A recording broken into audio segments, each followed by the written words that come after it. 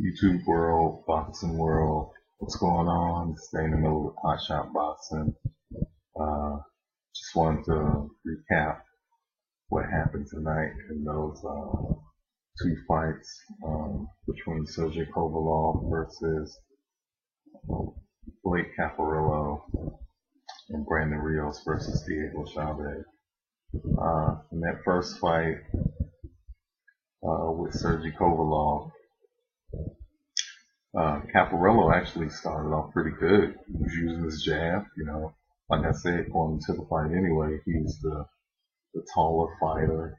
He had the longer reach. Um, he had a lot of things going for him. He was a southpaw as well. So, but the only flaw that I saw in Caparello, and I said this in my prediction post as well, is that he holds that right hand low a little bit too much. Um, and I thought that would be a key to him getting knocked down or even knocked out. But that ended up not being the reason. But he actually did good in the first round of the fight. He actually scored a knockdown on Kovalev. But I think basically what happened is just made the crusher mad. Because Kovalev got off the canvas and survived the first round. Second round came out. Kovalev, I mean, he caught Caparello with devastating, devastating body shot that just sat down Caparello.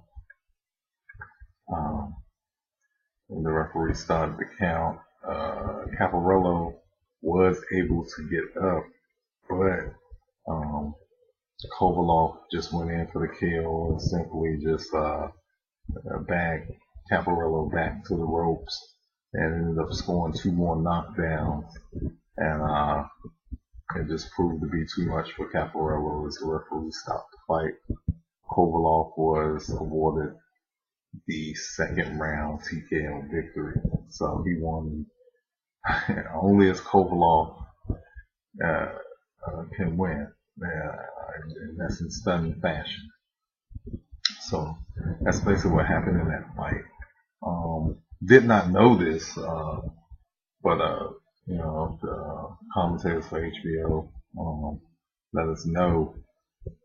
I don't know who it was who let us know. I don't know if it was Max Kellerman or whoever, but personally, I did not know that Kovalev has never went past 8 rounds in a professional fight. That's astonishing. That is just awesome. So we also learned tonight that Kovalev now will be facing off against the great Bernard Hopkins this fall in November. That's going to be a good fight. Can Hopkins overcome this beast that is Sergey Kovalev? I give Hopkins a lot of credit for taking that fight. I mean, he's about to turn 50, and he's still doing all those slick, elusive things that he do as far as boxing goes. And I'm not sure to be honest, I'm not sure who the favorite's going to be. I don't know if it's going to be Kovalev or Hopkins. I'm not sure who the favorite's going to be. It's going to be interesting to see how Vegas has it. Who they're going to have, who they're putting their money on. It's going to be very interesting. But in a nutshell, Kovalev won tonight in stunning fashion. Just overpowered Caparello, and that was the end of that. As far as the second fight, Brandon Rios against Diego Chaves, it was surprising. It was like I expected. It's just that a knockout did not happen, which I did expect, but did not happen. The fight started off with those two. They came out swinging for the fences. They were throwing brutal, hard shots. It was definitely a phone booth kind of fight. In the third round is when all the fouling started. Chaves would foul Rios. Then in the fifth, Rios returned the favor. He fouled Caparello. And it got to the point where the fight just started to get super rough. Caparello, not Caparello, Chaves in this fight, he did a good job boxing, but Rios did a good job stalking as well. So they both had did some good things in this fight, but it's just that the fouling sort of got in the way of it. Whether it was just or unjust, I just think the fouling kind of got in the way of a good fight. And a lot of experts that were down at ringside felt that the referee did a bad job tonight in calling those fouls, because they thought a lot of those fouls were not fouls. They were just, it was just rough. It was just a rough and tough fight. These are two rough guys who, again, come straight forward. That's their style. That's what they like to do. Chaves, he likes to come forward, and Rios like to come forward, and they like to just inflict punishment by any means necessary. So that's their style. So sometimes fouling could happen, and I'm not gonna say it was fouls, but it's the way the referee saw it. Going into round 8, there was another foul by Chaves. The referee warned him. He said, "Look, you get another foul, he was going to disqualify Chaves." And that's what happened in the 9th round. Chaves came out. Rios was doing some more stalking, and Chaves flipped him. It was like a flip or something. I don't know what Chaves did, but all I know, they ended up on the canvas. And then actually the referee let him get away with that. The referee actually let Chaves get away with it in the 9th round, that first flip. Because at first, when I saw it, I was like, "Oh, the fight's over, oh man." But right soon after the flip and both guys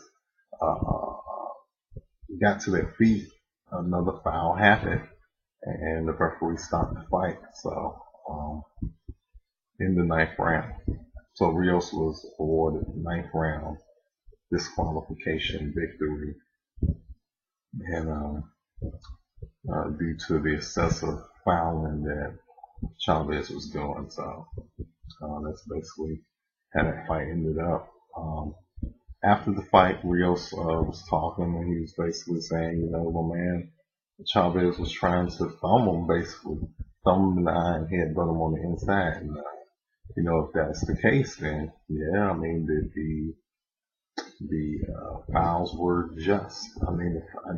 The call by the referee was a good call there. And that's the case, because I know Rios was sort of yelling at Chaves. These two guys don't like each other.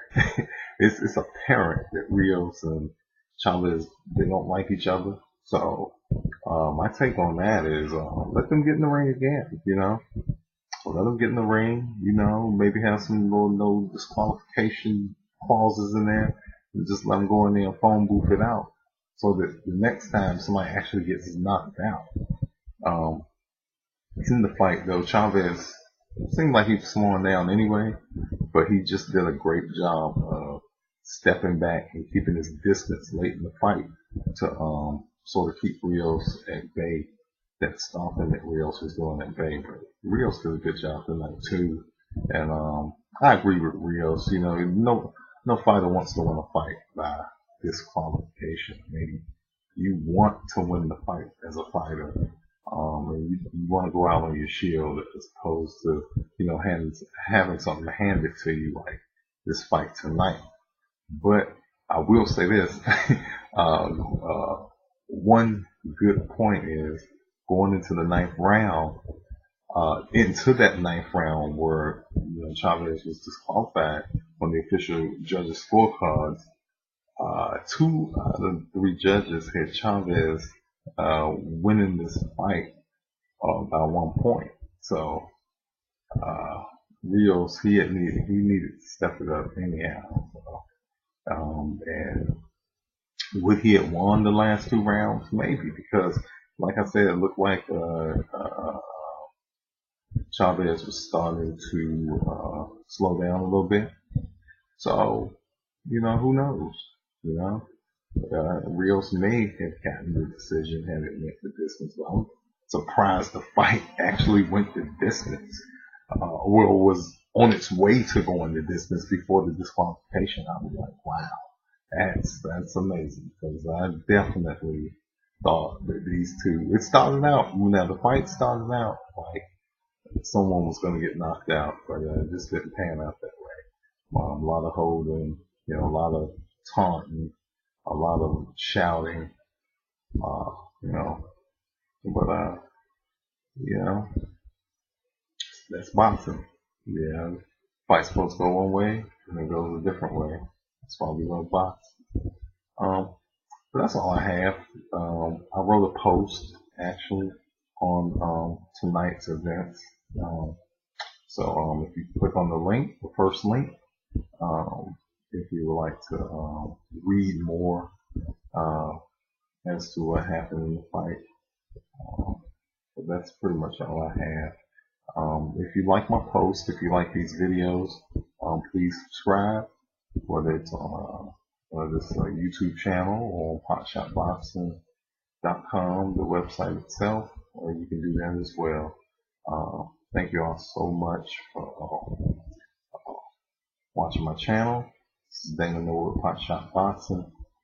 You can always catch me on Facebook. And I hope tonight that some of you actually follow me on Facebook.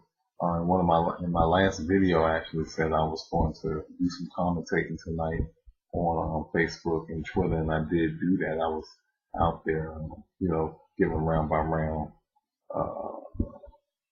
some round by round feedback as to what was going on in both of those fights.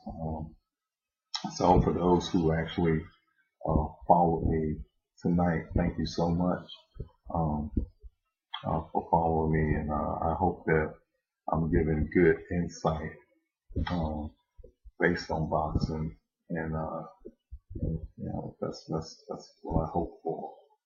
All right, this is Dana Noah, Potshot Boxing. You always follow me on Twitter. Follow me on Twitter at www.twitter.com/potshotboxing.